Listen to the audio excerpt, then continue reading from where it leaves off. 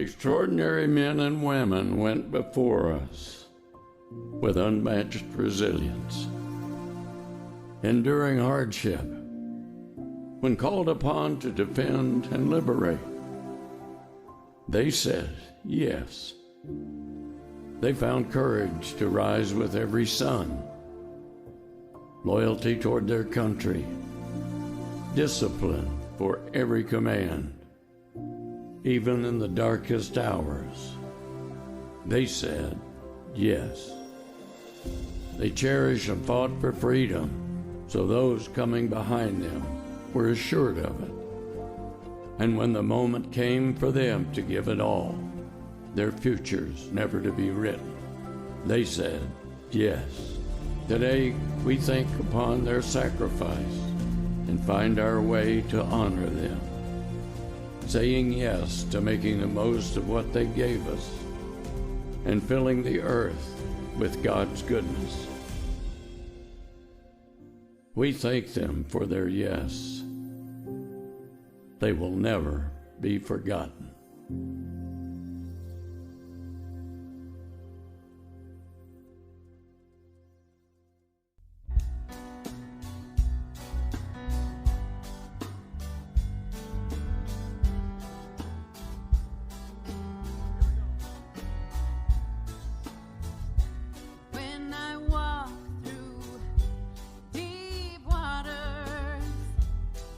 Know that you will be with me when I'm standing in the fire. I will not be overcome. Through the valley of the shadow, I will not fear. I am not alone.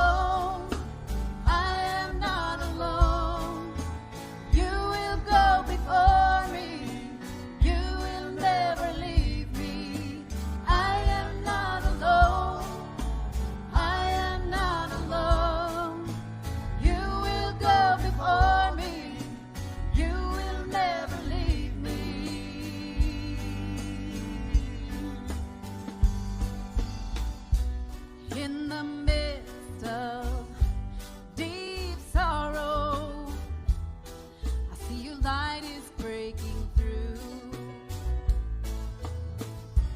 Dark of night will not overtake me. I'm pressing into you. Lord, you fight my every battle.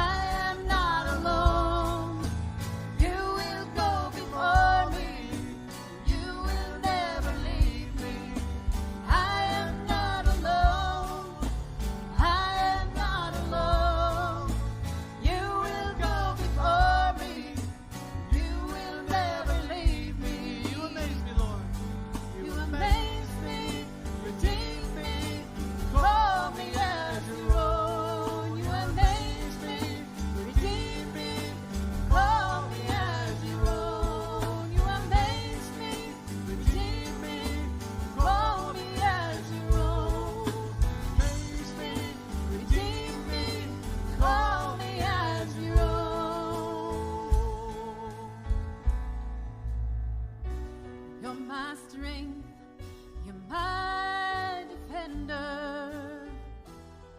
You're my refuge in the storm.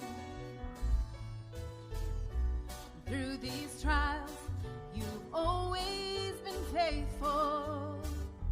You bring healing to my soul. I am not alone. I am not alone.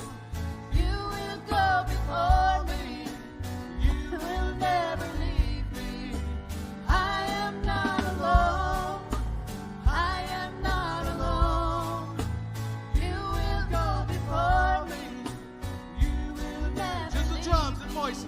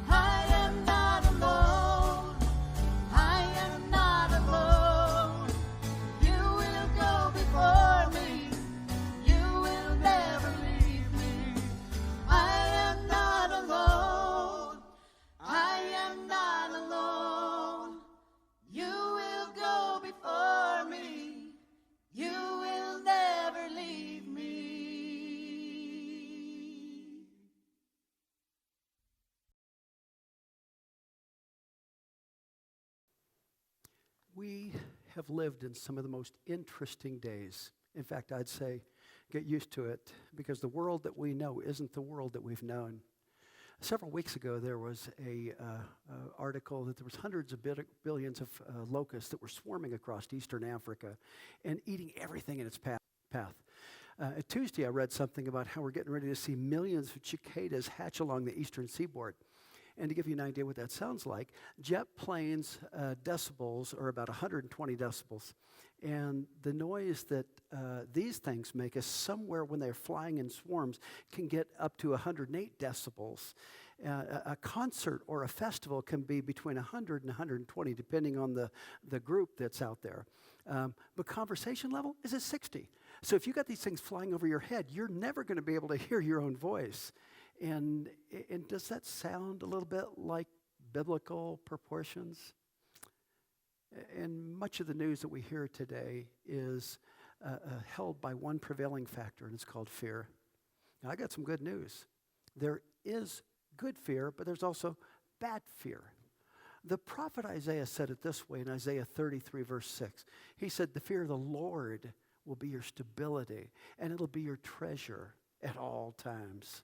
And then he says, the way to stabilize life when it's tumultuous and when it's difficult and when it's uncertain, the way you stabilize your life, it's at that time that the equalizer is your fear of God. Isn't that interesting?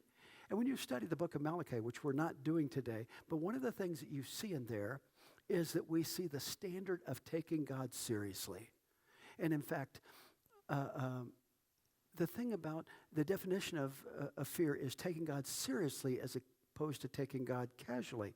And nothing will prevent that more than what you do in the most difficult of times.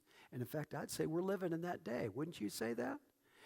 See, when life is easy, when it's smooth, it's easy to take God seriously. Because there's nothing that's hurting your emotions or your directions. But to take God seriously during a crisis or during a difficult time, that's a whole different story. That's different. And there's a well-known story in Mark chapter 6, which I'd like you to turn to. And it happens right after Jesus feeds the 5,000. And I want you to look at chapter 6, verse 44.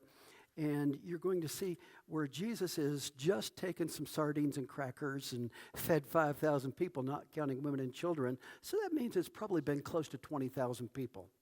And if you keep that in mind, then you keep in mind that Jesus said 5,000 men, not counting women and children, some sardines and crackers for their lunch. He turns it into a meal, all right? Now, right after that, in fact, it's verse 45.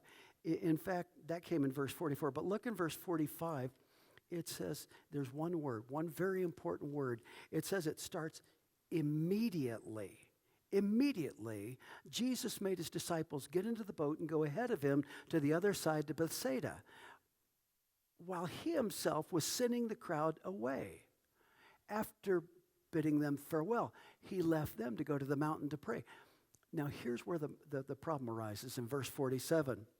When it was evening, the boat was in the middle of the sea, and he was alone on the land.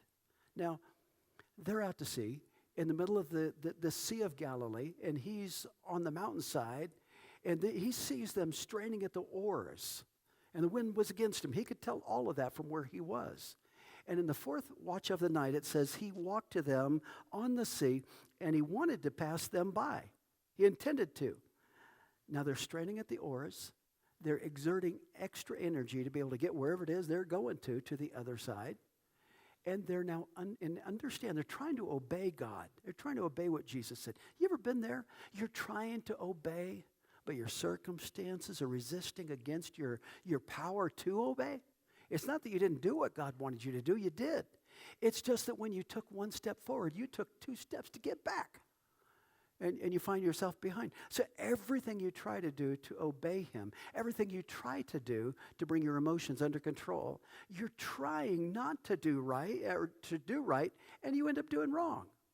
And you're not on the other side like Jesus told you to go to.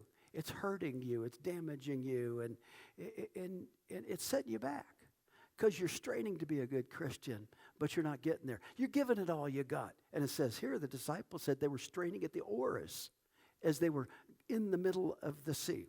Now, if you're half stuck or stuck halfway to your destination where you're supposed to go, but you're stuck because you're straining, you know you're straining, and we know that they're straining because it says the wind was against them. So every effort that they took to follow the complete direction of God was being resisted. Now, that doesn't make sense if God's in it. But God told them to go to the other side. Jesus did. And they're having trouble the whole way. And circumstances are out of their control. They can't do anything about it. And every time they try to take one step forward, they're getting backwards. The circumstances are resisting them. And the circumstances are out of their control. So here it is. Here it is. How am I supposed to do, God, the things you ask me to do when the things you ask me to do is reacting against the things that don't allow me to go where you want me to go and what you want me to do? And I get it. I can't control the economy. I can't control my boss. I can't control COVID. I can't control what our beloved governor's getting ready to do. I can't control people around me. I can't control anything. But that's okay. But I want you to know that the best you seem to be able to do is struggle with all these things. And I find that my best just isn't good enough. And that's apparent here in our story, as it's been in your life. But if you've been stuck in the middle and you're straining, and your best has not been good enough because it's making you go backwards. In other words, the wind is blowing against you when you're trying to go the other way. And when the things of life keep on visiting you when they're not even invited, the best thing that you can do, you think? Yeah, turn around. Why did I just turn around and go back to shore? That's what you're tempted to do. But that's not what you're signed up for, to be in the middle of a storm. That's not why you follow Jesus, is to drown in the middle of a storm. You ever been in a situation where it looked like you were going to drown, but it just didn't look like you were going to be able to get through it because it's overwhelming you? Because obeying Jesus can just be so hard sometimes. In fact, doesn't it seem like that? You know, following Jesus can be sometimes downright crazy because the heart of the wind seems to always be against the heart of me. And I thought my heart was after you and you controlled the wind. And here they got the disciples doing the best that they can. They can't seem to get anywhere. And it's at this point you have to say, why am I doing this? What am I doing it all for? What is this all about? But there's a statement, and I want you to look at verse 48 because it says, seeing them straining at the oars, just a second. These boys are 3.5 miles out. It's dark. And Jesus seeing them straining at the oars? And what about that just seems a little bit out of sync there? I mean, how could it be that Jesus could see 3.5 miles out anyway in the dark and that he could notice that they're straining? Now, you may not know this because you've never lived on the eastern seaboard, and I have, but you can't even see a little boat like this 1 mile away, much less 3.5 miles away. But Jesus not only sees them 3.5 miles out there, but he sees them straining, and he can see in the dark as well. What I'm trying to tell you is this. Jesus knows where you are. He knows what you're dealing with. And he knows that you're trying the best that you can. And he knows that you're giving it all you got. And he knows that the wind is stopping you from getting where you need to go. And don't consider turning this thing around. He knows you're thinking about it, but don't do that. He knows all about the struggle you're going through. And he's been watching it as it's been tedious, as you've made a fruitless effort to get nowhere. You ever know what it's like to be nowhere, to get nowhere? And by the way, if you're halfway somewhere, you're still halfway nowhere. You ever felt the affliction and the anguish of being out there that long and being too tired to even turn around maybe? I mean, you're just worn out. I mean, it looks like these fishermen are going to drown. Everything is going against him, but what you need to know is that Jesus knows what it's like for you to be tired. He knows what it's like for you to be halfway there. In fact, Hebrews 4:15 says that Jesus is our high priest, and he understands all of our issues because he has gone through the same things. He knew what it was like to be halfway there or halfway not there. He knew what it was like to be tempted, tried, and ready to die. You know, I was fishing with Mike Meredith last year, and I was working my way towards him with my nice waders, my brand new wader boots, and all of a sudden I hit a bog, and I hit this mud bog that immediately took me down to my waist. So now I'm 4 feet down, and if anybody's looking for me, all they can see is about a 3 foot tall short guy, because that's all that was showing, and I couldn't even move. And the more I tried to move, the more I got stuck. And I just got stuck. And I want to tell you something. I was calling for Mike on the other side of the lake. I don't know if he could see me. You know, all he saw was a 3.5 foot tall man over there on the other side of the lake, just waving at him. Probably thought I was appreciating all the fish he was catching. I don't know. But he can't hear me because the wind is blowing, and you know how that takes away your sound. Now, I'm 4 foot down. I can't even move. And the more I move, the more I'm stuck. I think I might be there all night. And the coyotes can get me. The bears can get me. I don't know. But eventually, Mike did see me, and he came over and tried to help me. And that's a whole nother story. But what I want to tell you is he did help me get out of it. But I can empathize with the disciples because I'm stuck in a place that I can't get out of. I need special help. Now, why was Jesus watching his disciples in the dark? You see, when it's dark and when you're midway where you're supposed to go and when you're struggling to get where you need to go and you're trying with everything that you have to get and you can't get anywhere, it's at that particular time, what I want you to know is that Jesus is acutely aware of what you're going through, where you are, and what needs to happen to get you out of that. Now, he went up to the mountain to pray. And here you are in the middle of the water, sinking. But you need to know that because he is your high priest, the high priest takes the people to God. And it tells us that when he went up into the mountain to pray, I've got a question, and I want to know what he was praying about. You don't have to turn there, but in Luke chapter 22, there's a great verse over there where Jesus is talking to Peter. And he says, Peter, you're going to deny me before the cock crows. Before the rooster goes cock-a-doodle-doo, you're going to deny me 3 different times. 3 times. And that was the end of that discourse, right? If that's all there was, that'd be bad enough. But he went on and he said, Peter, I am praying for you. And then he tells him what he's praying for. He says, I am praying for you that your faith will not fail. So let me tell you what Jesus is praying for regarding you and me and regarding these disciples. He's praying that even though it's dark out there, even though you don't see any answers, even though it looks like your solution's going to sink you, even though it looks like you might even die, he is praying for you before the Father that your faith fail not. What I'm trying to tell you is this. He is praying that the toughness of your situation won't cause you to turn your boat around. What I'm trying to tell you is that you don't let the toughness of your day or this moment or this situation cause you to stumble.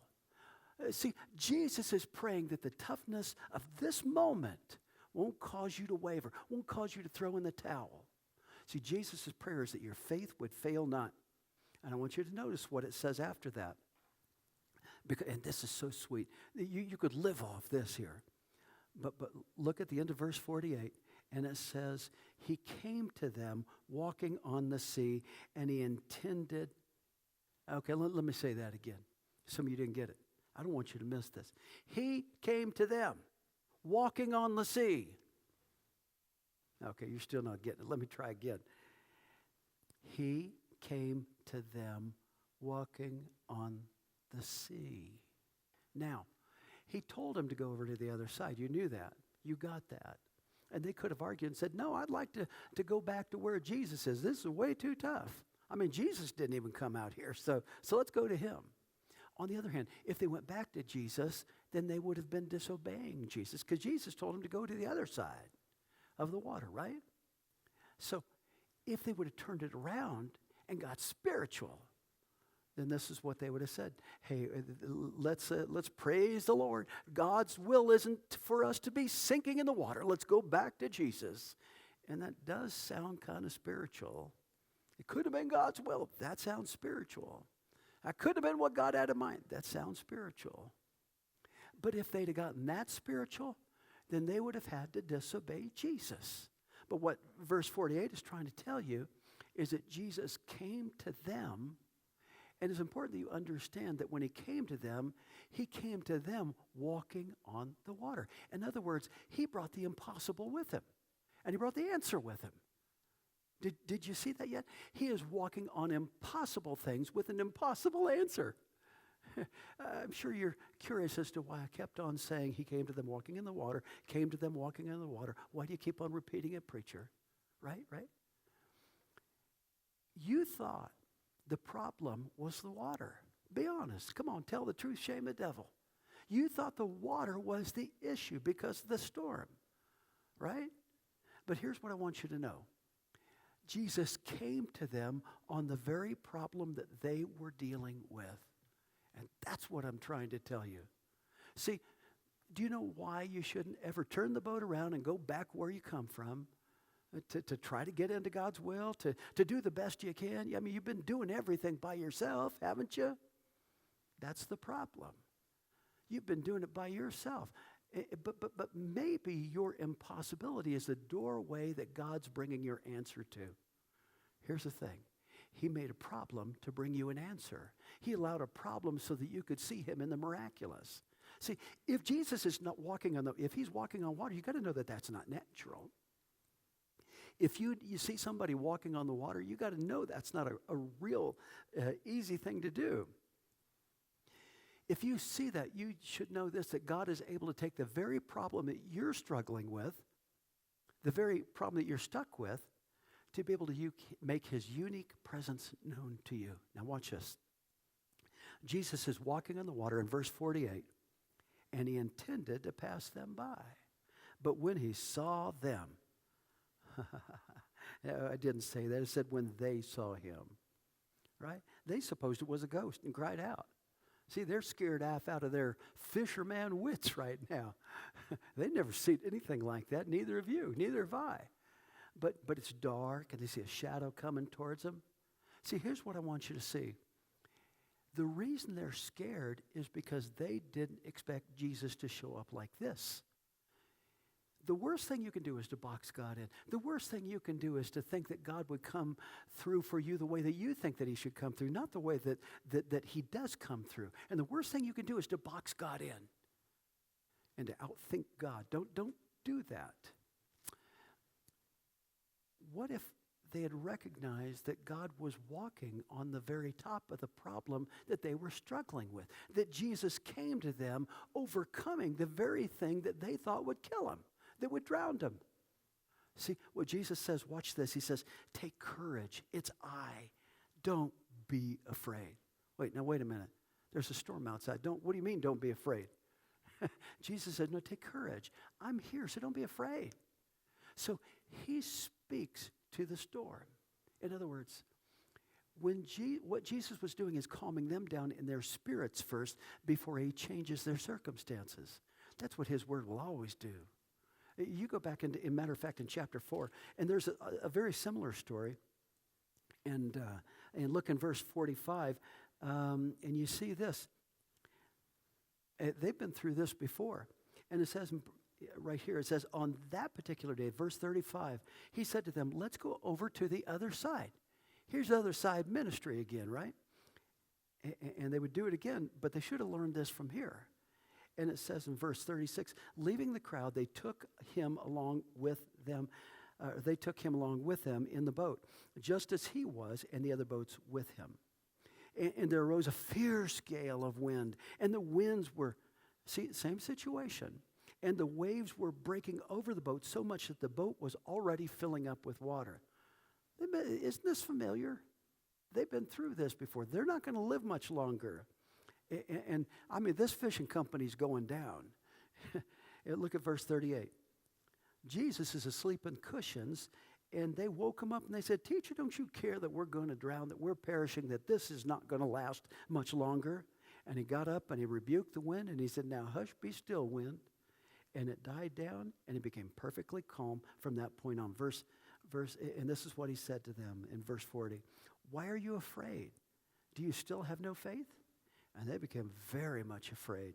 And they said to one another, who then is this that even the wind and sea obey him?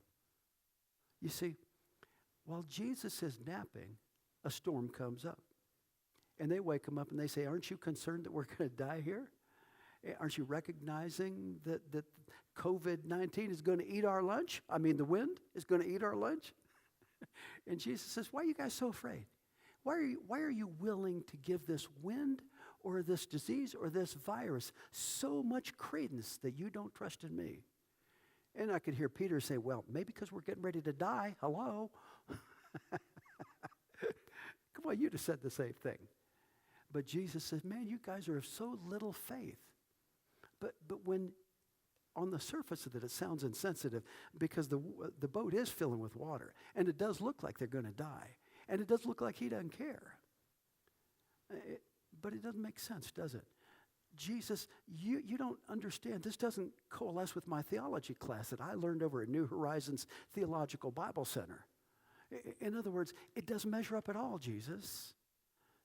If that's the case, then why would Jesus say, oh, ye of little faith? He would say it because he told them, go to the other side. See, and at the time they're probably saying, preach it, preacher, other side ministry, here we come, yoo-hoo, boy, right? But there are circumstances that with this storm, made him forget what Jesus said to him. Now here it is. The whole question of fearing and respecting God gets down to this. It always gets down to this.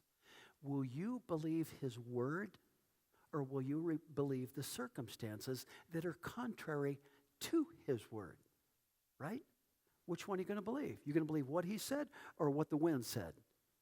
Right? Which one are you going to believe? And mark this down, because this is where you and I really meet the word of God. The only reason that you will not believe this, believe what God says, is because you think that the circumstances are bigger than what God said. You catch what I said? New American Standard Version says, hush, be still. King James Version says, peace, be still. I like that. Let me focus in on that word there. Because if peace is going to be still, that must mean that peace is moving. Wait. I thought the storm was moving. I thought the boat was moving. Wait. If you're in a storm and you're in God's will, then it must mean that peace is moving. That means that peace is in motion on your behalf, right? Now, why is that? Because God will never tell you where he's going to take you without getting you to where you're going to go. He told you to go there. You're going to get there. No matter what happens on the outside externally, God will get you there, right? And that's why you watch how these things play to your emotions, because they'll always do that to confuse you from what God said. You know, if they were wise, they would have just gone downstairs and in the bow of the boat and taken a nap with Jesus, right? If they'd have done that, then guess what? It would have just been a simple 1 + 1 math problem. See, Jesus told me to go there, plus I'm going to get there because he said he's going to meet me on the other side. 1 + 1 = where I need to go. See, do what God told you to do, right? So, folk, it's going to rain. You're always going to have a thunderstorm. You're always going to have lightning and flashings of power of the universe. But are you going to trust in the one who made the power? Or are you going to trust in what you see and what you sense with your emotions? In fact, he's bigger than any rainstorm. In fact, he's bigger than any snowstorm. In fact, he's bigger than any sunstorm. It doesn't matter. He's bigger than it all because he created it. Now back to chapter 6. Because it says in verse 50, it says, take courage, it is I. Don't be afraid. And verse 51 says he got in the boat with them, and guess what? The wind stopped. Now, I know this, that the wind didn't stop until he got in the boat. I see in 48, though, it says he intended to pass them by. No, what's going on here? There's something that's going on there. It wasn't until there was an intimacy of relationship between Jesus and the disciples that changed everything. And you need to see that. See, I noticed it didn't change the wind. It didn't change where the disciples were. It didn't change the circumstance, but it sure didn't change God's word. Until there was an intimacy of relationship and association between what he said and what they heard. See, you can hear God's word all day long and feel better, but that doesn't make a difference. It's only when you get a relationship with that word that it makes a difference in your circumstances. Did you get it? So he got in with them. Now, first of all, they'd heard from him. But then when he got in the boat, the circumstance changed. So now they have a relationship, a closeness with him. Now, verse 51 tells us that they were utterly astonished. They were absolutely shocked. And in fact, it says, for they had not gained any insight from the incident of the loaves because their heart was hardened. Now, this is important. Here it is. They hadn't grown spiritually. They hadn't grown any. They have a hard heart. But let's go back what just had happened in a few verses before we got here, in the feeding of 5,000. See, you know that you're not growing when you're not even astonished by anything that God does anymore, right? You don't even see it anymore. But let's rewind. Because there were 5,000 men, we read about that. So with counting women and children, maybe up to 20,000. And all Jesus had is a few crackers and a few sardines.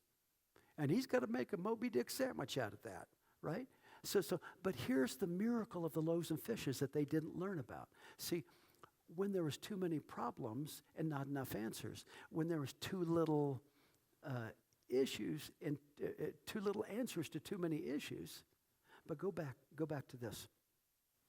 He says, how many loaves do you guys have? And I'm looking for this. And he says, go get them. He said, well, it looks like we got 5 and we got 2 fish. We got 5 loaves, 2 fish. And so what Jesus said, that's all that they had to feed all these people. And he commands them to sit down in groups on the grass. And as they're sitting down in groups of hundreds and 50s, and then he takes the 5 loaves and the 2 fish. And here, watch this now. He looks up to God. He looks up into heaven and he blesses it. And he breaks the loaves. And he keeps giving and giving and giving and giving and giving and giving. And he divided 2 fish among them all. And there was leftovers. And they picked up, watch this now, they picked up 12 full baskets of broken pieces and also of the fish. And there was 5,000 people, just men. So 20,000 people. No, wait just a second. Jesus didn't have enough to go around. I mean, McDonald's wasn't nearby. And besides, they're closed because of COVID. Right? So what did he do? All right, watch the lesson. And the disciples didn't learn. Go back to the storm. What are you going to do when you don't know how you're going to get out of this circumstance? You don't have what it takes to get out by yourself. That's clear. So I'm going to tell you a good place to start. God has to bless what he has told you to do. And you ask God to bless what he's given to you, and then step back and let God do the rest. If there is no storm in your life, you'll never be able to grow. You'll never be able to measure your growth. If there is no storm, how are you ever going to get to the other side and know that you have grown through that issue? How are you ever going to have it so that Jesus said, I know you learned from the loaves and the fishes yesterday so that you can get through what you have going on in your life today? How's it going to happen? Church, you never grow on top of the mountain. I know we all want a mountaintop experience. I know we all want to live up there where the view is just so marvelous. And it's a troublesome thing trying to get up there. But where you really grow is in the valley of indecision. Where you really grow spiritually is when things are pitting themselves against you. And I need you to hear that, because you've got to bless him in the middle of a storm. Even when you have so many circumstances against you, but so few barley loaves in which to be able to take care of it. And I know that isn't much, but God never needed much. God never needed all that much much. And in fact, all throughout Israel's history, we see the story of God blessing his people. Even though they complained, he would still come back. He would still take care of them. And he didn't need much to be able to do that. They said, I don't want no manna. I don't want no quail. Hey, I want some KFC chicken. I don't know. But every time they got something, every time God provided for them, they went backwards. And what God is looking for you to do is to never go back to shore, never go back to where you started from, to grow from where you've been. And I want you to take a hold of this. I want you to understand that when you fear God, that's a healthy respect of God. That means that you can lean on God, even if it's just a little bit, because remember, God doesn't need all that much to be able to do great and mighty things. But it may not be enough for you. You may not think it's near enough. But then again, all that God was looking for is for you just to simply trust in him. See, God doesn't need much. And I know it may be that you're stuck in the middle of an ocean of fear today. And I know that it may be that COVID has grabbed you by the neck and made you say, I don't know if I can ever go outside. I don't know if I can ever come back to church. I know it's dark outside. I know it, and I understand it, but still, Lord, even though that's what the world tells me, even though that's what the governor is telling me, even though that's what I'm hearing people on TV talking about, Lord, I will put my trust in you, because that's where the miraculous starts, and that's where it takes you to the finish line. It's always been like that. I know it's dark, but I'm making the decision. I will bless his holy name. I know it's dark outside. I know the wind is up, but I have made the decision that I will go forward into the place that God has told me to go. Just because he has to walk through the mess to get to me, that's okay too. That's even all that much better, because I know that if he told me to go to the other side and that he'll meet me there, he's going to grab me. Even if the boat capsizes, I will be able to go to the other side with him. This is what my prayer is for you today, is that you will put your trust in him in a way that you've never done before, and that you will look forward to the things that God has, even though they look like they've got dark times ahead, even though it looks like there's dark doors that have closed and slammed on you. Don't keep your eyes on that. Keep your eyes on him, for the Bible says this. He is the author and the finisher of what? Of our faith. He's the author and finisher of your faith, my faith, our faith as a church. May God be with you as you go into this week and into this summertime period. May God be with our church as we put our faith and our trust in him. And may God certainly vanquish this enemy of our souls, which has tried to kill, steal, and destroy so many. We'll never stop praying for you. We'll never stop believing God that we'll all be back together again soon. Again next week, some may come, some may feel better at home. That's all right. We'll be together in the Spirit. God richly bless you, New Horizons. Jackie and I just love you so much. God bless you.